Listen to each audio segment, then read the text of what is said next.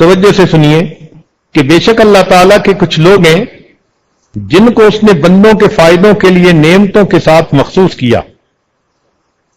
جب تک وہ ان نعمتوں کو اللہ کے بندوں پر خرچ کرتے رہیں گے اللہ تعالیٰ ان کو ان نعمتوں میں برقرار رکھے گا.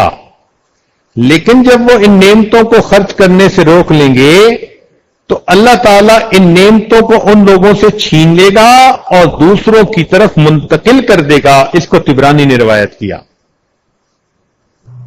آج کتنے لوگ ہیں کہتے ہیں جی بڑا اچھا کاروبار تھا جی اچانک ختم ہو گیا. بھائی جب اچھا کاروبار تھا کیا آپ اللہ کے بندوں پر مال خرچ کرتے تھے؟ اگر اس وقت توفیق نہیں ہوئی تو آپ نے تو آئی ہوئی ڈاک کو اس لوگوں تک نہیں پہنچایا، تو آپ کو آپ کے عہدے سے ہٹا دیا گیا. اب اللہ تعالیٰ نے یہ نعمت کسی اور بندے کو منتقل کر دی.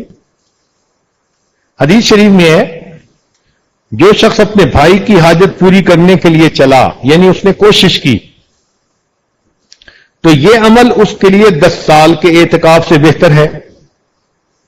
سبحان اللہ، 10 سال کے اعتکاف سے بہتر ہے اگر آدمی کسی کے پرابلم کو سالو کرنے کے لیے چلا.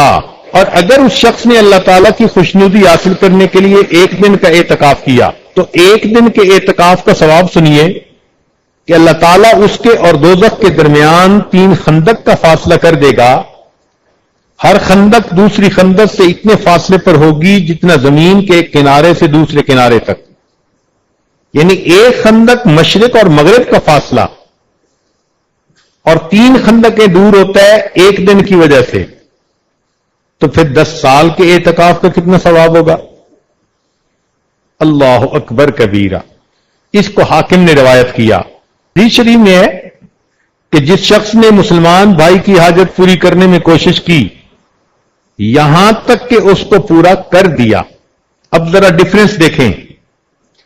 پہلی حدیث مبارکہ میں تھا کہ اس نے اس کی پریشانی ختم کرنے کی کوشش کی. پریشانی ختم ہوئی یا نہیں ہوئی یہ الگ بات ہے.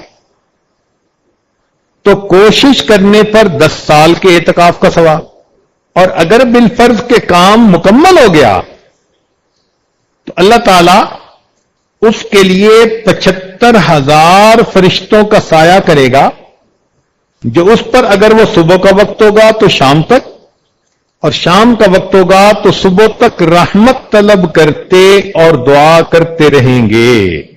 سبحان اللہ. کسی بندے کا ایک کام اگر کر دیا تو اگر دن کے شروع میں کیا تو 75,000 فرشتے اس بندے کے لیے شام تک مغفرت کی دعائیں کرتے رہیں گے. اور اگر رات میں اس کا کام مکمل ہوا تو صبح تک 75,000 فرشتے دعا کرتے رہیں گے. اور وہ کوئی قدم نہیں اٹھائے گا، یعنی اس بندے کا کام کرنے کے لیے جو چلنا پڑا، تو فرمایا کہ اللہ تعالیٰ اس کے ساتھ ہر قدم کے ایک گناہ مٹائے گا اور اس کے ساتھ 1 درجہ جنت میں اس کا بلند فرما دے گا. اس کو ابن حبان نے روایت کیا. میری حدیث شریف میں ہے کہ جس شخص نے اپنے کسی مسلمان بھائی کی حاجت پوری کرنے میں کوشش کی اللہ تعالیٰ اس کے ہر قدم پر 70 نیکیاں لکھے گا، 70 گناہ معاف کر دے گا، یہاں تک کہ جہاں سے وہ چلا تھا وہاں واپس آ جائے. بس اگر اس بھائی کی حاجت اس کے ہاتھ پر پوری ہو گئی، یعنی وہ کام اس نے مکمل کر دیا، تو کوشش کرنے والا شخص اپنے گناہوں سے ایسا پاک ہوگا جیسا کہ اس روز پاک ہوتا ہے جب اس کی ماں نے اس کو جنم دیا تھا. اللہ اکبر کبیرہ. کتنا بڑا یہ نیکی کا کام ہے. کسی مسلمان کے دکھ کو دور کر دینا، پریشانی کو دور کر دینا، کہ فرمایا کہ اس کے کام کرنے پر زندگی کے پچھلے سب گناہ معاف کر دیے جاتے ہیں. اور اگر اس کوشش کے دوران اس کی موت آ گئی تو یہ شخص جنت میں بغیر حساب کتاب داخل ہوگا.